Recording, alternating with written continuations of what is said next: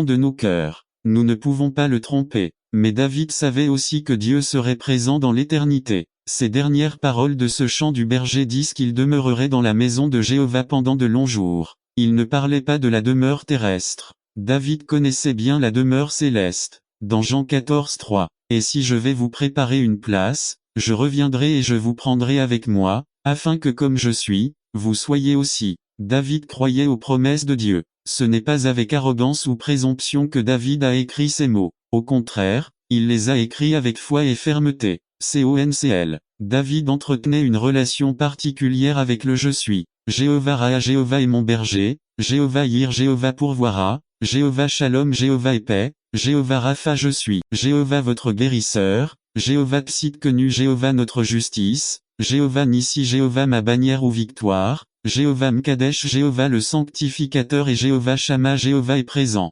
David a su appliquer les noms de Dieu et les a exprimés avec tant d'éloquence dans le psaume 23. Appel. Si comme une brebis perdue vous ne trouvez pas les chemins de la justice, attendez là que le berger vienne vous prendre dans ses bras. Il vous rachètera et mettra vos pieds sur les sentiers de la justice. Il vous nourrira, sera avec vous dans les moments difficiles, vous donnera l'abondance et vous montrera sa miséricorde et son amour éternel, et un jour vous pourrez habiter chaque jour dans la maison du Seigneur. C'est prêt. Acceptez l'invitation du Seigneur. Si Dieu est votre berger, venez et soyez reconnaissants pour tout ce qu'il a fait. La table est servie en présence. N'attendez pas qu'il soit trop tard. Devenez membre de la chaîne Today et bénéficiez de réconfort et de soutien dans les moments difficiles. Cliquez sur le lien dans la description de la vidéo. Mardi 9 avril 2024 page 5 Nos ennemis. Ici, à l'hôtel, le diable ne peut pas nous toucher. N'attendez pas qu'il soit trop tard. Devenez membre de la chaîne Today et bénéficiez de réconfort et de soutien dans les moments difficiles. Cliquez sur le lien dans la description de la vidéo mardi 9 avril 2024 page 6 Oui, je suis un garde du corps résumé. Nous sommes appelés par Dieu à être le garde du corps de notre frère par Wilbur Madra Riva garde du corps moi. Hébreux 3 12 à 13 Introduction. À Noël dernier, mon fils Josué a reçu un iguane vert comme animal de compagnie d'une de ses tantes. Il vivait dans un aquarium rectangulaire avec du gravier et une petite bûche sur laquelle il pouvait se reposer. Nous l'avons baptisé Houdini en l'honneur du grand artiste de l'évasion car à plusieurs reprises il a réussi à s'échapper de sa cage. Ces derniers jours, Houdini vivait libre dans la chambre de Joshua. Mais bien qu'il soit très doué pour s'échapper, du fait qu'il a été élevé en captivité, il n'était pas doué pour vivre dans la nature comme les autres iguanes. Cette semaine, Houdini, utilisant sa capacité à s'échapper, a contourné la sécurité et a quitté la maison. Malheureusement, lorsque nous l'avons appris, il était trop tard car son cadavre gisait gravement meurtri à côté du chat qui faisait déjà sa sieste dans l'après-midi. Nous avons eu des funérailles familiales avec tout ce que cela implique dans le patio de la maison.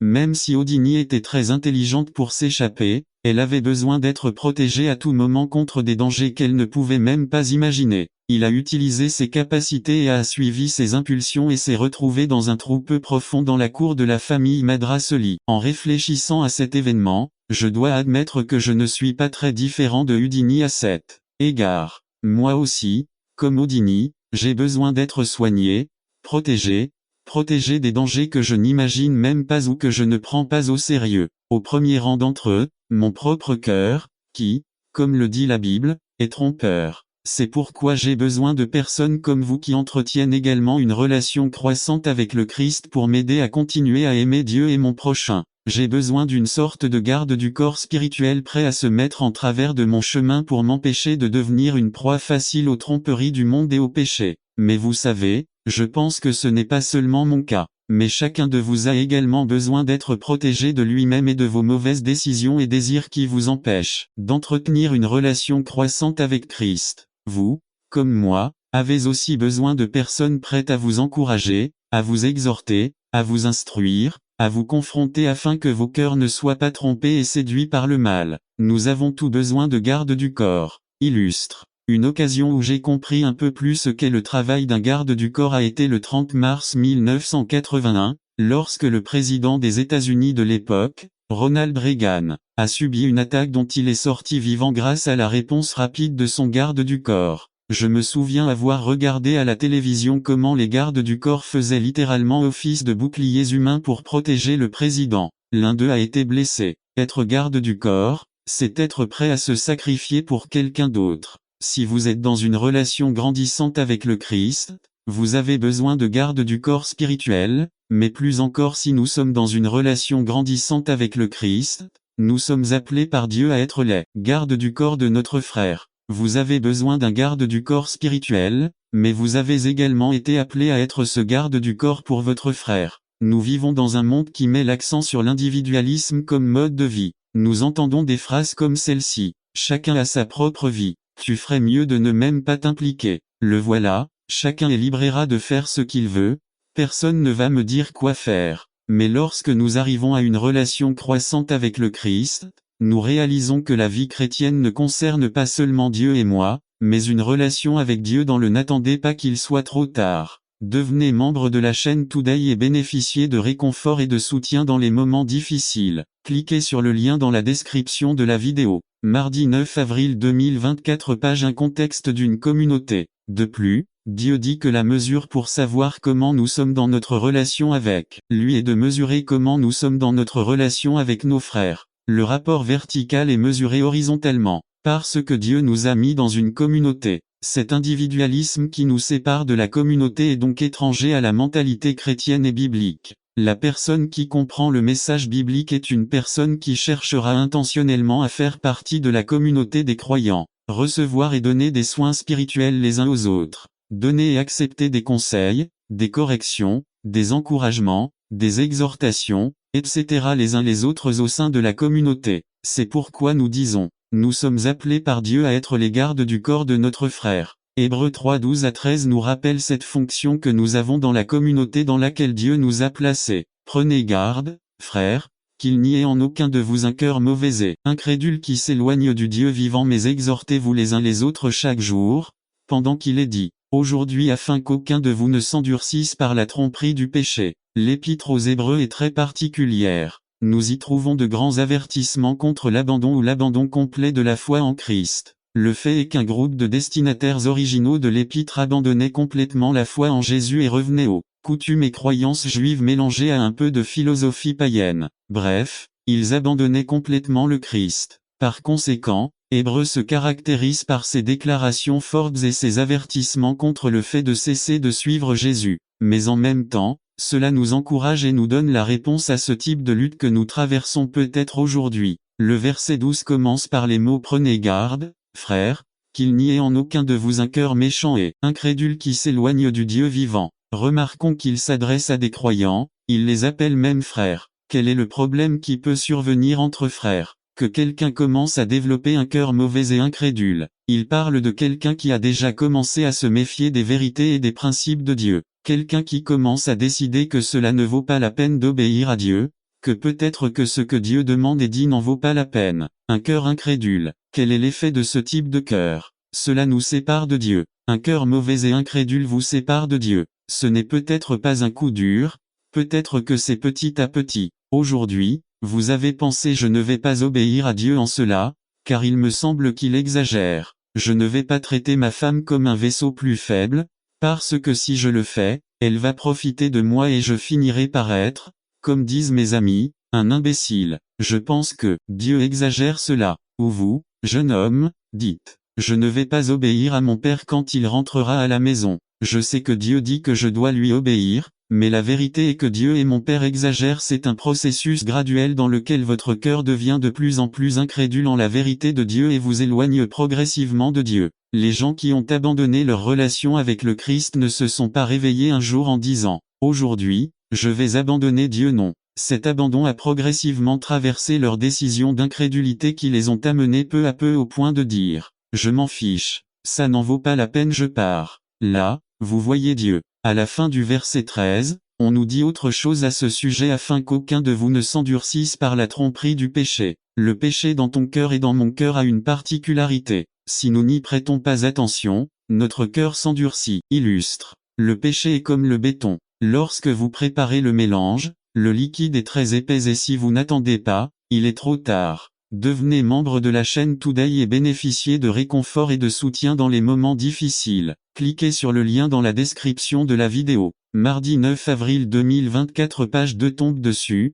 Pas de problème car on le lave tout de suite et c'est tout. Mais que se passe-t-il si vous laissez le béton sur votre corps sans le nettoyer pendant un temps considérable, lorsque vous réalisez qu'il a durci et combien il est difficile de l'enlever? Voilà à quoi ressemble le péché si vous le laissez sans surveillance assez longtemps avec les moyens que Dieu a pourvus en matière de repentance, de foi et d'obéissance, il atteindra son objectif dans votre vie: endurcir votre cœur. Convainquez-vous que vous êtes victime des péchés de votre prochain, que vous êtes irréprochable et que vous n'êtes coupable de rien. Cela vous convainc que ce que Dieu demande est une exagération et une folie. Ce que vous avez tant aimé et dont vous avez tant parlé dans votre relation croissante avec le Christ, lorsque vous avez endurci votre cœur par le péché, vous semble ridicule, détestable et indésirable. Comme c'est triste de voir une personne au cœur endurci. Ce passage nous souligne à quel point il est dangereux de développer un cœur incrédule car cela vous sépare de Dieu et s'il reste intact, ce cœur trompé par notre péché peut s'endurcir. Il s'agit d'un danger réel auquel nous nous exposons tous qui sommes dans une relation croissante avec le Christ.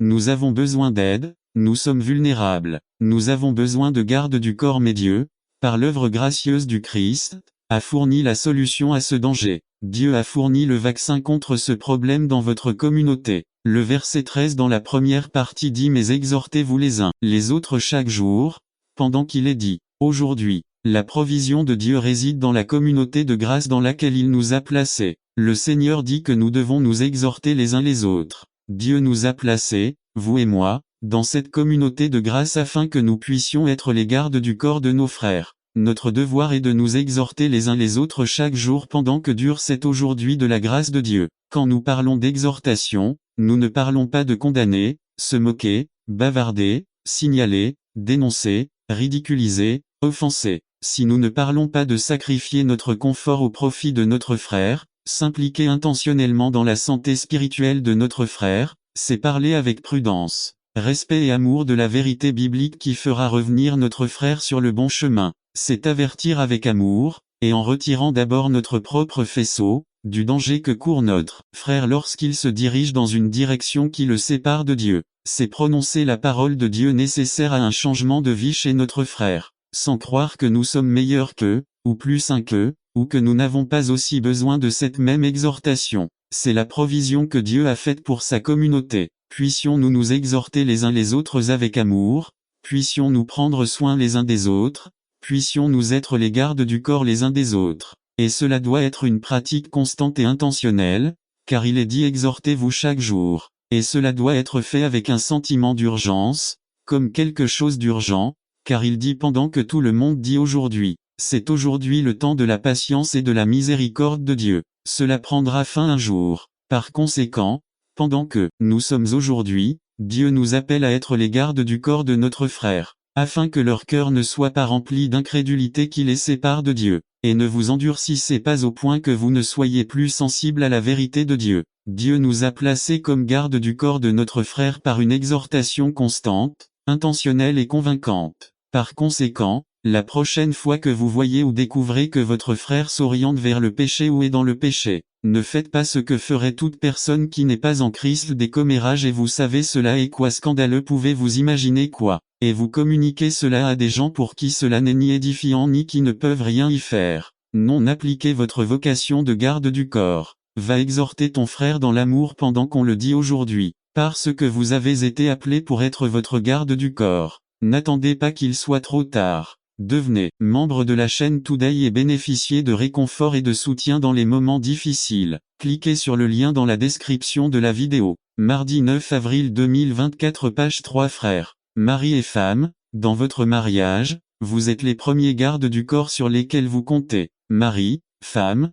vous avez été placés par Dieu pour veiller à ce que votre conjoint grandisse à l'image de Jésus. Encouragez-le, encouragez-la à obéir et à vivre pour Dieu. Soyez intentionnel en le servant avec la parole. Soyez un exemple d'une relation croissante avec Christ. Jeunes, Dieu vous a désignés pour prendre soin les uns des autres. Vous n'aidez pas votre ami lorsque vous dissimulez ses péchés, mais lorsque vous l'exhortez et l'encouragez à obéir à Dieu, vous faites de votre mieux. Vous vous comportez comme un véritable ami. Parents, Dieu vous a placé comme garde du corps de vos enfants. Lorsque vous les laissez sans instruction ni correction, vous permettez à leur cœur de s'éloigner encore un peu de Dieu. Il vous a désigné pour les encourager par des paroles et des actions à obéir à Dieu et à lui faire confiance. Soyons intentionnels et constants en dirigeant le cœur de nos enfants vers Dieu. Enfin, dans chaque relation au sein de la communauté dans laquelle Dieu vous a placé, rappelez-vous que vous avez une vocation importante. Nous sommes appelés par Dieu à être le garde du corps de notre frère.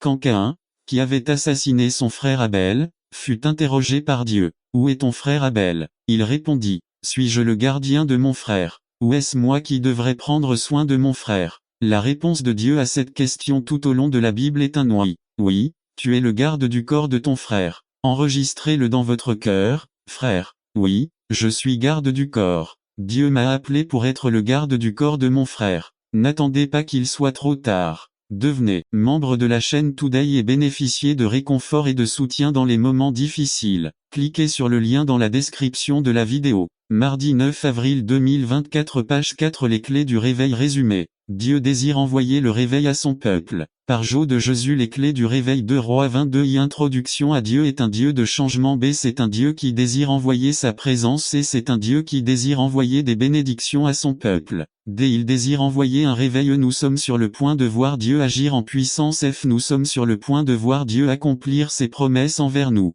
2. Les clés du réveil 2 Rois avait 2 Je cherche Jéhovah. Il a fait ce qui était bien, il a marché sans se détourner. 1. Il a pris la décision d'être différent. 2. Ses parents étaient mauvais. 2. Dénote la cohérence. 3. Fermeté. 4. Obéissance. 5. Cette recherche n'était pas une chose ponctuelle. 6. Ce n'était pas quand il avait seulement des problèmes. 7. Ce n'était pas quand il avait seulement des problèmes financiers. 8. Ce n'était pas quand il avait des problèmes conjugaux. 9. Ce n'était pas seulement quand il n'avait pas de problème. Un travail. 10. C'était une recherche continuelle. BV 10 Ils découvrirent la parole de Dieu. 1. Josia avait entendu la parole de Dieu et avait découvert la volonté de Dieu pour le peuple. 2. Il est temps de découvrir la parole de Dieu. N'attendez pas qu'il soit trop tard. Devenez membre de la chaîne Today et bénéficiez de réconfort et de soutien dans les moments difficiles. Cliquez sur le lien dans la description de la vidéo. Mardi 9 avril 2024 page 1 3. Il est temps de découvrir la volonté de Dieu dans nos vies. 4. Il est temps pour toi de découvrir la parole de Dieu pour toi, pour ta famille, pour ton présent, pour ton avenir. CV 11 Je déchire ses vêtements. 1. Humiliation à reconnaître qui nous sommes et qui est Dieu. B. Reconnaître que sans Dieu nous ne sommes rien. CV 19 Son cœur était ému. DV 19 Tu as pleuré devant moi. D. 2 Rois 23 2 Le roi monta à la maison de l'Éternel. V3 Fit une alliance devant l'Éternel. 1. Alliance. A qu'ils iraient après Jéhovah. B. Ils garderaient ses commandements. C. Ils garderaient leur témoignage et leur statut. D. De tout le cœur, de l'âme et qu'ils accompliraient les paroles de l'alliance. V3 Et le peuple confirma l'alliance. GV4 Réforme 1. Changement 2. Josia élimina tout péché d'Israël. Une femme m'a dit un jour qu'elle ne le faisait pas commettre un péché. Je lui ai demandé, veux-tu dire que tu ne pêches jamais? Elle a répondu, jamais, mais parfois, je fais des erreurs. Nous avons tendance à blanchir le péché. Nous l'appelons une erreur, ou une maladie, ou un accident, ou une expérience négative, ou tout autre euphémisme que nous pouvons imaginer pour éviter d'appeler le péché ce qu'il est réellement: une désobéissance hostile à Dieu. 3. Si nous voulons un réveil et une bénédiction, nous devrons éliminer tout péché de nos vies. A. Fierté. B. L'égoïsme c'est colère. D. Amertume. Immaturité. N'attendez pas qu'il soit trop tard. Devenez membre de la chaîne Today et bénéficiez de réconfort et de soutien dans les moments difficiles. Cliquez sur le lien dans la description de la vidéo. Mardi 9 avril 2024 page 2-5. Col 3. 1. Recherchez les choses d'en haut, là où Christ est assis à la droite de Dieu. Concentrez votre attention sur les choses d'en haut, non sur les choses de la terre. N'attendez pas qu'il soit trop tard. Devenez membre de la chaîne Today et bénéficiez de réconfort et de soutien dans les moments difficiles. Cliquez sur le lien dans la description de la vidéo. Mardi 9 avril 2024 page 3. Comment recevoir de Dieu résumé. Demander et recevoir sont les deux plus grands mystères que nous, enfants de Dieu, souhaitons révéler. Eh bien, pratiquement la majeure partie de notre vie, nous cherchons quelque chose pour combler nos lacunes. Par Jonili Silva. Comment recevoir de Dieu? Réponse. Croyez en la parole. Demander et recevoir sont les deux plus grands mystères que les enfants de Dieu souhaitent révéler. Eh bien, pratiquement la majeure partie de notre vie, nous cherchons quelque chose pour combler nos lacunes. Ce que j'écris ci-dessous est la nouvelle révélation que l'Esprit de Dieu m'a donnée. Ce soir, j'étais dans mon lit et ma fille présentait des symptômes de fièvre. En raison de la saison, j'ai réalisé qu'exactement à la même date, l'année dernière, elle souffrait d'une très mauvaise grippe et de fièvre, pendant plus de 5 jours consécutifs. Pendant un moment, j'ai pensé que c'était exactement la même chose, et ma mauvaise expérience précédente m'a amené à réfléchir, juste un instant, de manière désespérée. Mais je remercie Dieu pour la parole qui habite en moi et me réprimande car immédiatement le Saint-Esprit m'a rappelé le verset biblique de la grande prise dans Luc 5, 1-11. Un jour, Jésus se tenait sur les rives du lac de Génézareth, et le peuple se pressait autour de lui pour entendre le message de Dieu. Puis il aperçut 2 bateaux que les pêcheurs avaient laissés sur la plage pendant qu'ils lavaient leurs filets. Il monta dans l'un des bateaux qui appartenait à Simon et lui demanda de l'éloigner un peu du rivage. Puis il s'est assis et a enseigné les gens depuis le bateau. Après avoir fini de parler, il dit à Simon, « Conduis la barque vers des eaux plus profondes et jette-y les filets pour attraper du poisson. » « Maître, nous avons travaillé dur toute la nuit et nous n'avons rien attrapé, » répondit Simon. « Mais puisque tu me le dis, je vais lâcher les filets. » Ils l'ont fait et ont ramassé une telle quantité de poissons que leurs filets se sont brisés. Puis ils firent signe à leurs compagnons de l'autre bateau de les aider. Ils se rapprochèrent et remplirent tellement les 2 bateaux qu'ils commencèrent à couler. Lorsque Simon-Pierre vit cela, il tomba à genoux devant Jésus et lui dit « Éloigne-toi de moi, Seigneur, je suis un pécheur. » Lui et tous ses compagnons furent étonnés du nombre de prises qu'ils avaient prises 10, tout comme Jacques et Jean, fils de Zébédée, qui étaient les associés de Simon. « Ne t'inquiète pas, désormais tu seras pêcheur d'hommes, » dit Jésus à Simon. Alors ils ont amené les bateaux à terre et, laissant tout, ils ont suivi Jésus. À ce moment-là, alors que je méditais sur ce verset, 3 choses ont explosé dans mon âme et mon esprit. N'attendez pas qu'il soit trop tard. Devenez membre de la chaîne Today et bénéficiez de réconfort et de soutien dans les moments difficiles. Cliquez sur le lien dans la description de la vidéo. Mardi 9 avril 2024, page 1. Pierre a été ému par son expérience passée, mais Jésus a été ému par la foi. Nos mauvaises expériences antérieures lorsque quelque chose ne fonctionne pas peuvent créer en nous des schémas de pensée négatifs qui vont à l'encontre de ce que Dieu dit dans sa parole. Il y a des moments où nous sommes tellement habitués, en raison de notre expérience, aux choses qui tournent mal pour nous, que nous nous résignons vraiment à espérer que c'est ce qui va nous arriver. Pour moi, cela signifie avoir la foi que des choses négatives vont arriver, au lieu d'avoir foi en la parole. Avoir foi en la parole est la clé initiale pour recevoir. Et nous avons remarqué dans ce chapitre que Pierre n'avait pas la foi, parce que son expérience de pécheur pendant des années, son expérience de la veille, lui indiquait qu'il n'y avait aucune possibilité de pécher et encore moins pendant la journée, lorsque l'agitation des gens effrayait les poissons. Et à cela, j'oserais dire que Pierre, compte tenu de son expertise dans le domaine de la pêche, n'avait probablement même pas foi en l'expérience de Jésus dans ce domaine. Mais Jésus, quant à lui, n'a pas été touché par ce que Pierre lui a dit, ni par l'expérience des autres, il a seulement été touché par la foi qu'il avait dans la parole, pour dénouer et s'assurer que pendant qu'il était dans le bateau, tous les poissons qu'il contenait s'il y avait autour de lui, ils lui appartiennent. Je trouve cette partie du passage incroyable et merveilleuse, car elle m'a donné plus de clarté et de force lorsque je demandais dans ce cas, pour la santé de ma fille. Eh bien, je pensais, je ne demande pas, et encore, moins je ne reçois pas à cause de mon expérience de l'année dernière, mais à cause de la foi que j'ai dans la parole, et si Jésus dit dans la Bible qu'il habite en moi, cela signifie que la même autorité et puissance qui l'accompagnait, maintenant ils sont en moi, c'est pour cela que je reçois ce que Jésus reçoit et comme lui, tous les poissons qui entourent mon bateau m'appartiennent, donc la guérison en fait partie d'eux. La deuxième chose qui m'a captivé le cœur de ce passage est ce Pierre, même s'il ne croyait pas dans son cœur qu'ils attraperaient quoi que